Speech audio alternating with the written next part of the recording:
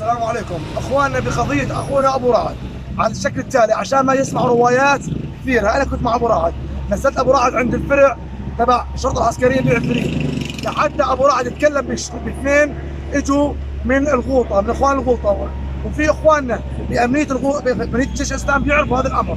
فات ابو رعد لعند الاخ ابو رياض، الاخ بين قوسين كان تمام، قال له يا ابو رياض هذول الاثنين يعني موجودين كذا كذا، حكى معه بطريقه نفسيه. شو قال له ابو رعد؟ ليش تحكي معنا بالطريقه هاي؟ شو قال له واحد من عناصره الشبيحه؟ قال له لا ابو رعد لا تحكي مع المعلم هيك، قال له المعلم عليك. قاموا بلشوا يقتلوا فيهم.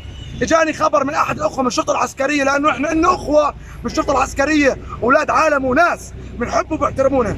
دق علي قال لي يا بوطن اخوك ابو رعد حطوه بالحجز. فت انا لعند اخونا ابو رياض، بين قوسين اخونا ابو رياض، فتنا لعنده سلامات ابو رياض بالشهود، اثنين من قيادات الجيش الوطني موجودين، بديش اذكر اسمهم، ولما يصير في تحقيق انا جاهز اجيبهم. بصت راسه لابو رياض، قلنا له حكي على راسنا، وهي مؤسسه حكوميه وعلى راسنا، واحنا ما بنحبش الغلط، واذا بدر من اخونا ابو رعد اي غلط احنا اسفين. قال يا اخي ما بصير، بدنا نحولوا على القضاء. قلت يا زلمه تحولوا على القضاء، ابو رعد اذا صار بالقضاء بصير في اعلام وضجه، خلينا نلملمها يا ابو رياض وخلصنا. قمت اخذت انا ورقه التعهد ونزلت عند ابو رعد. لما شفت ابو رعد شقيت الورقه وقلت لهم خلوه عندكم، لانه الضرب مبرح تشبيح ولا بالامن الجوي، وانا بقولها وبرجع بكررها. الحل عشان تفهموا، ابو رعد مو حمصي، ابو رعد ابن الثوره السوريه، بنقولها لاكبر قائد بالجيش الوطني، وبنقولها للجانب التركي الحلفاء.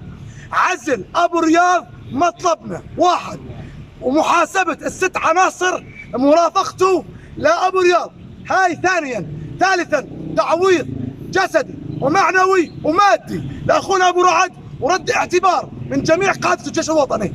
غير هيك اعرفوا انه البلد اجاكم ناس تحرض عليكم. قاضي الامر من يوم رايح ما في تشبيح يا ابو رياض، تمام؟ وهي مو الحاله الاولى، هي اكثر من حاله.